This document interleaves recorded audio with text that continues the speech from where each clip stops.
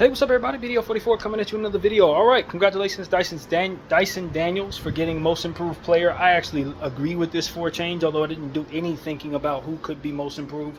There are a lot of guys who deserve it, I'd imagine, but usually they give it to some superstar, like some guy that's about to be a superstar tomorrow who's already made an all-star team.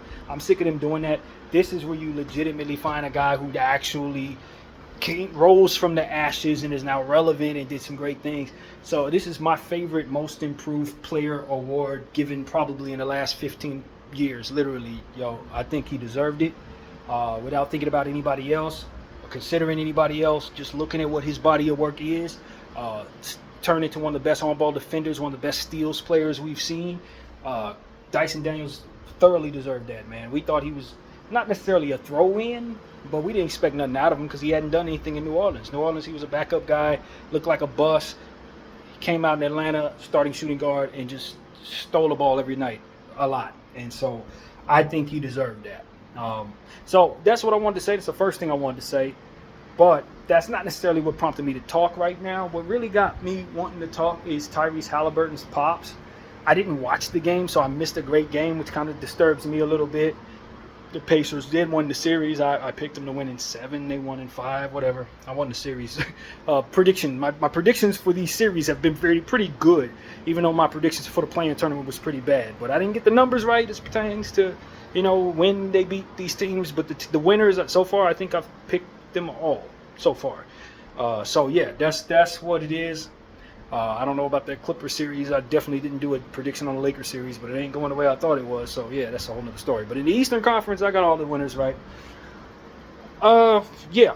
So Tyrese Haliburton at the end of the game, after his team overcame a 7-point deficit with 35 seconds to go, and his son got the game-winning layup to go, he got on the court and put up his son's, I guess, towel with his name on it or something like that, and walked up to Giannis Antetokounmpo fresh off the buzzer of losing and said, "This is what we do."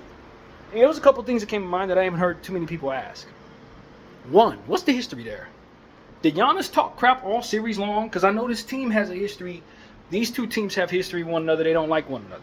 So I think it's fair to ask, did Giannis do a whole lot of yapping leading up to this, and then when the buzzer came about, Dad came up like, "Yo, all that wolfing, I get the last laugh"? Because if that's the case, that changes a lot for me. That changes a lot for me. I don't know what was said to Haliburton's dad throughout the course of the series that would give him the gall to walk up to Giannis like that. If it was nothing, for which I think a lot of people are assuming, then Pops is completely out of line. If it wasn't, I think Pops is still completely out of line. But we do need to start having commentary about maybe what might have prompted him to be so brash. And I ain't hearing enough of that, so I'm curious.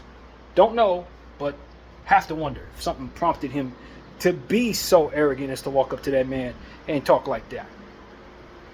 So that's the first thing I want to say. The second thing I want to say is, Haliburton didn't back his dad's play. I think it's the right thing to do. I did feel myself slightly uncomfortable with that. But at the same time, I'm a firm believer in if you're gonna back somebody when they're wrong, then you're really not doing them too many favors, because next time they're wrong, they are not held accountable for it, and they think they're gonna get support from you. If you really care about somebody in some way, you're gonna let them know that you ain't about to back them when they're doing certain things, so that they know they have to watch themselves in order to have your support. They got to keep their character up in order to have your support. And while that is his father who gave him life and is supporting him in that process, at the end of the day, him walking out on that court, walking up to an opponent, especially one as decorated as Giannis, just is a bad look. It's a terrible look. And my third point is it's an unsafe look. Giannis is a man of high character. But Giannis is also one of the most elite athletes on the planet. If he decided to lose his crap, that could have been a bad day for Haliburton's dad. And that'd have been a really bad day for Giannis because he throws his career away almost, depending on how bad that is. But these are the type of things where it's like, it's just like I always say when you walk up to somebody talking crazy like you're behind a keyboard. You're counting on them not being crazy enough to attack you. And a lot of times when somebody's smaller or weaker, but they still yapping because they think they're protected by the fact that this person ain't about to touch me, because if they do, they're going to get sued, or if they do, they look like cowards, or if they do all of this, you're counting on their sanity in the moment. And when a high-pressured situation like that, where Giannis loses his series after dragging his team and it not working out and all the different things, you're going to go into that moment where he's happened to absorb that he lost, and you're walking up to him with nobody in between you and him, and you're going to gloat in his face. I don't know that you can do that to everybody. And maybe Haliburton's dad is aware of that. But there are certain people in this league that you do that to under those circumstances, and they may snap. They may snap, and you may get hurt. So that is something that I think is worth saying. I don't think it's wise for anybody to think that they can't get attacked for what comes out of their mouth. It is not legal, but that legality ain't standing between you and that person. Their sanity is, and you're counting on them to be able to withstand your nonsense and keep their composure, and not everybody's going to. Some people are going to throw money out the window. Some people ain't going to even see nothing but red.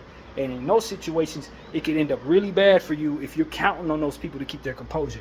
Anybody that's ever been punched in the mouth for what they said knows what I'm talking about. And a lot of people who don't, unfortunately, need that lesson in order to respect certain things. Some stuff you say, it gets you hit in the face or worse. And if you've been hit, you understand that, and you don't try certain stuff. So I think Haliburton's father, he's very lucky that Giannis is a man of character and a man that is composed, because that could have went terrible for him. Physically, that could have went terrible for him. The type of conditioned athlete Giannis is, and the type of moment that was, and the type of gloating he was doing. You're not built like that, sir. You're not built to even withstand. You're not built to even defend yourself properly in that situation. So you need to be really careful about how you run around with your chest out, walking up to people that big in situations that emotional.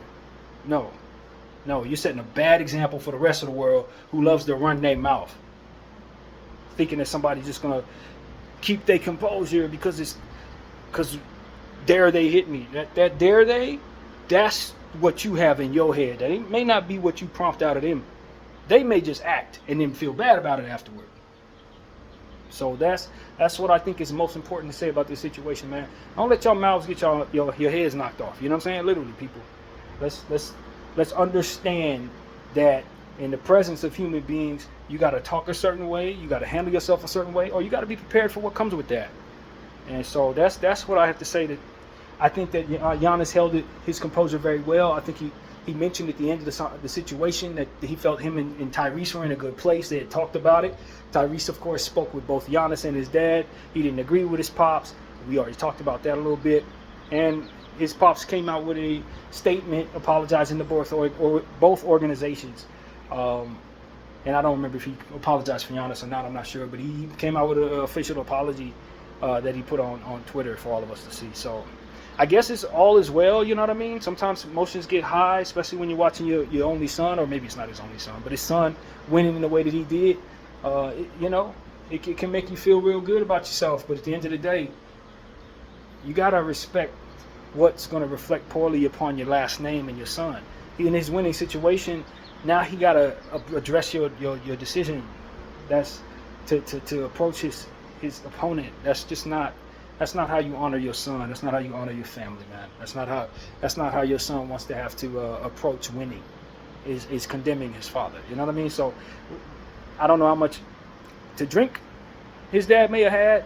I'd imagine some alcohol had something to do with that. You have to be drunk to do something like that, in my opinion. But who knows? I think at the end of the day, everybody seems to be in a good place about it. I think Giannis got what he had to say out in the presser at the end of it.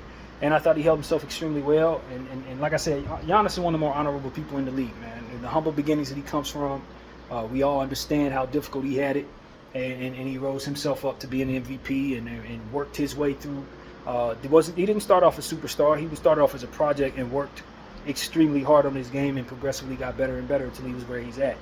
And he didn't deserve to be gloated in front of like that by his opponent's father, for which he's not in a position to really do anything. He can't win that battle. You know what I mean? So I thought it's really cowardice to weaponize the circumstance like that.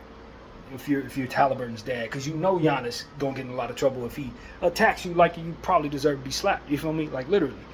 And so it's just a weak move. And I think there should be some reprimand for his father. I don't know about banning him for life, but he should probably be banned for the year, next year or something. I would. Because you just got to draw a line in the sand and let people know, like fans and parents alike, we don't want you approaching our players. Because if they haul off and hit you, now we got to suspend them for a year. How about you don't do anything at all that would make them feel that emotional? So that's what I think. They really do need to draw a line in the sand. I know he apologized, and I think everybody's forgiven. But me personally, I think homeboy should see some reprimand for that. I really do. We can't have that. So that's my point of view, man. Kudos to Giannis for handling it well. Kudos to Haliburton for having to take the stand that he did. You know what I mean? I don't envy him. I really don't. BL44. I'll thank y'all for watching.